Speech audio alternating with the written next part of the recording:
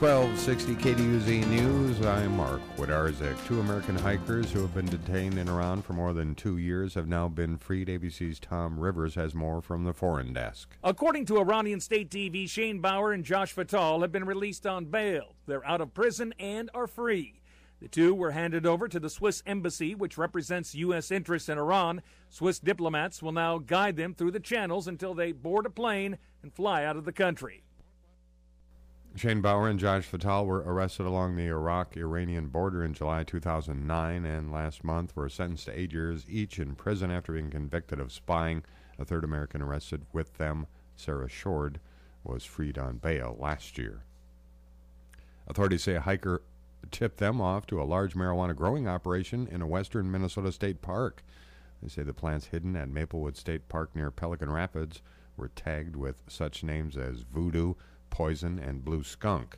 No arrests have been made. A Cokato man has been charged with felony second-degree burglary over allegations that he broke into a home near Nicollet and destroyed numerous items inside.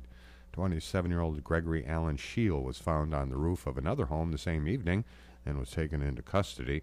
The burglary just north of Nicollet was reported while Scheel was being processed into the Nicollet County Jail. Authorities say his wallet and car keys were found at the scene.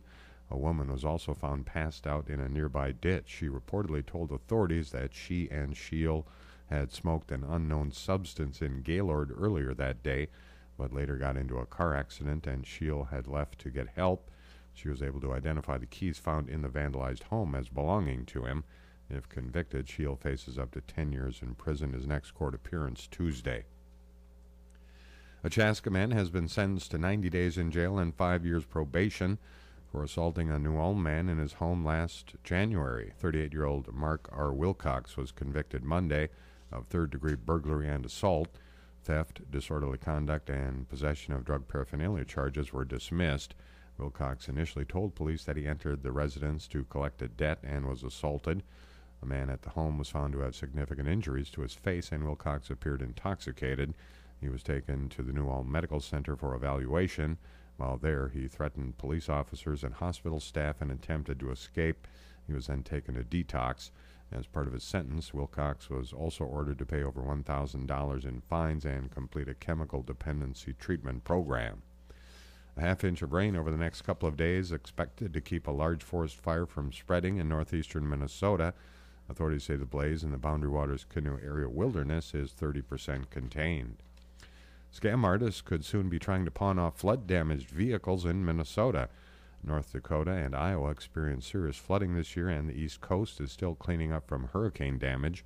The Better Business Bureau's Dan Hendrickson says they are warning used car buyers. In the past, we've seen after a major hurricane or flooding event, eventually cars that are in the midst of that kind of end up trickling their way into our market, and that's led to some problems for consumers.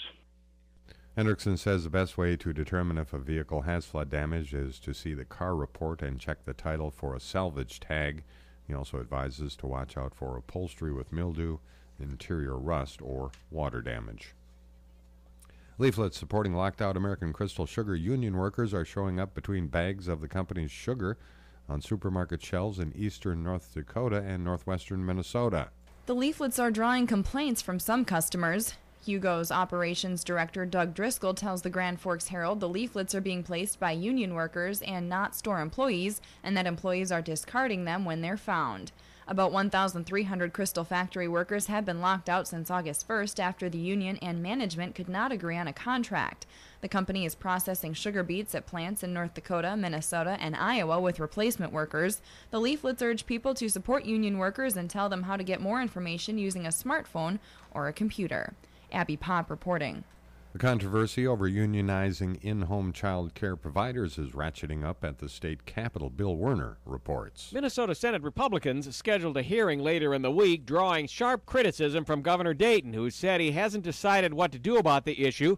And the governor adds if the legislature wants to save taxpayers money, Republicans could start by not having frivolous hearings about, quote, things that haven't yet even occurred. Dan McGrath with the group Minnesota Majority responds. That's ridiculous. It's like he's saying that nobody should talk about it. Just let him do what he's going to do. The purpose of the hearings is to determine if what he's contemplating is even legal. The governor said he's ruled out recognizing a union by executive order, but may still order an election. McGrath responds that would impose mandatory unions on independent business operators. Bill Werner reporting. Mideast tensions and U.S. politics intersect for President Obama. More from ABC's Chuck Sievertson. Focus on the White House. President Obama is to meet with the Palestinian president in New York, with Mr. Obama opposing a Mahmoud Abbas effort at the UN General Assembly that administration officials consider big trouble. ABC News White House correspondent Ann Compton. For a change, President Obama finds himself on the defensive at the UN. A year ago, he thought the Israelis and Palestinians would be standing here now with an agreement in hand for two states side by side. Instead, Palestinians are taking a shortcut through the Security Council, leaving the U.S. on the sidelines, threatening a veto. And who just happened to be in New York yesterday criticizing the president's Mideast policies as naive and arrogant, misguided, and dangerous. Texas governor and Republican frontrunner Rick Perry to an audience of Orthodox Jews courting votes and money from Jews and votes from the evangelicals, who are a big part of the Republican base. Chuck Sievertson, ABC News. Halloween's more than a month away. There's still Thanksgiving in about 2 months, but at least one local big box retailer has some Christmas merchandise on the shelf for sale already. It's still September, but the Hutchinson Target store has put up Christmas items for those who really want to get an early start on their shopping. And while it may seem early, many folks put up their light displays when the weather is still relatively mild, so the lighting displays are really the first items to go up for sale. So if you want to get your lights up, you can do it now in the relatively mild weather. As the crow flies this fall, there are plenty of statewide destinations within a day's drive, but there's only one city where a giant crow sits perched high above central Minnesota. Corinne Baugh works for the city of Belgrade. The crow is 18 feet high. It stands on a branch that is 31 feet long. It is built with metal skeleton, plastic form, fiberglass skin, and automotive paint.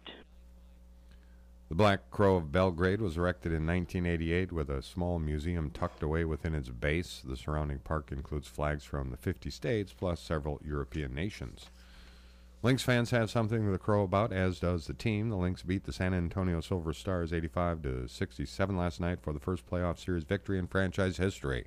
Fans on their feet here at Target Center as the Lynx are celebrating their first trip to the Western Conference Finals in franchise history.